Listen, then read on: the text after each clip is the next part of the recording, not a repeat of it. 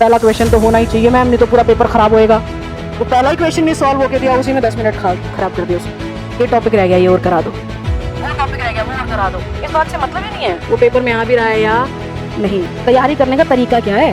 That method states कि आपका paper जल्दी पास होगा नहीं होगा, आप सफल होंगे या नहीं होंगे। आप उतना ही पढ़िए जितना आपको जरूरत है, क्योंकि आप यहाँ पेपर पास करने आए हो, इसलिए नहीं ना पढ़ो ना। समझदार आदमी कौन है भाई? जितनी पेट को जरूरत है उतना खाइए, ठूस ले, फ्री में मिल रहा है। Yes, depend on person, person to person, not depend on person, person to person. But समझदार तो वही कहलाएगा जितने की जरूरत है उतना करो।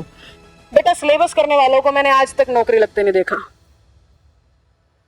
सिलेबस करने वाला बच्चा नौकरी लगता ही नहीं है। नौकरी लगने के लिए तैयारी करनी पड़ती है, और हमारे बच्चे सिलेबस के पीछे लगे रहते हैं, किताब ढूंढ ढूंढ के। ये टॉपिक रह गया, ये और करा दो, वो टॉपिक रह गया, वो और करा दो। इस बात से मतलब ही नहीं है वो पेपर में आ भी रहा है या नहीं।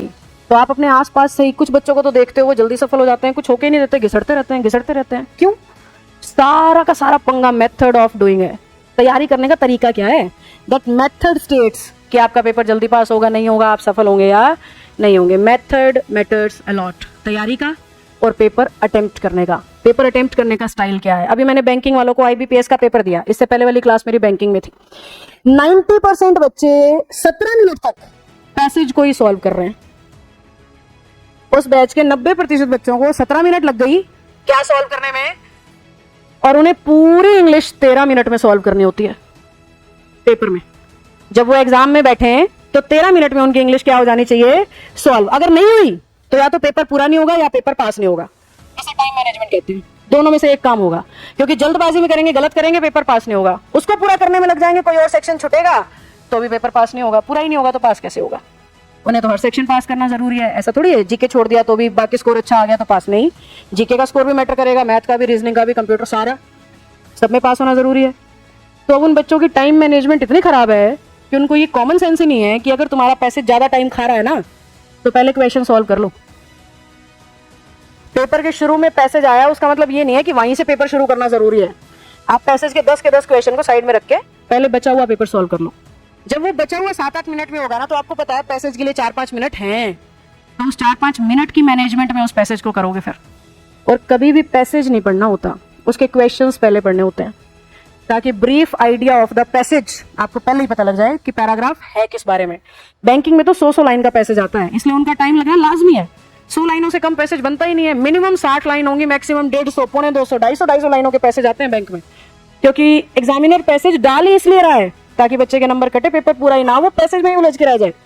तो ऐसी ऐसी स्ट्रेटेजीज हमें पेपर से पहले ही बना लेनी होती हैं। अगर मैं उन्हें पेपर सॉल्व करता हुआ ना देखती तो मैं ये पता ही नहीं लगा पाती कि ये इतनी बड़ी मूर्खता कर रहे हैं। तो कॉमन सेंस है कि अगर इतना टाइम लग रहा है उसको छोड़ो, क्वेश्चन को करो। आपके बैच के एक बच्चे ने भी तो किया था, मैथ्स वाली कहानी पहले भी तो सुनाई थी मैंने आपको। मैथ के पहले ही क्वेश्चन पे अटक के बैठ गया। पहला क्वेश्चन तो होना ही चाहिए मैम, नहीं तो पूरा पेपर खराब होएगा। वो पहला ही क्वेश्चन नहीं सॉल्व होके दिया, उसी में 10 मिनट खराब कर दिया उसने। 10-12 मिनट में तो रीजनिंग का पूरा सेक्शन निपट जाता है जो एक क्वेश्चन में बर्बाद कर रहा है।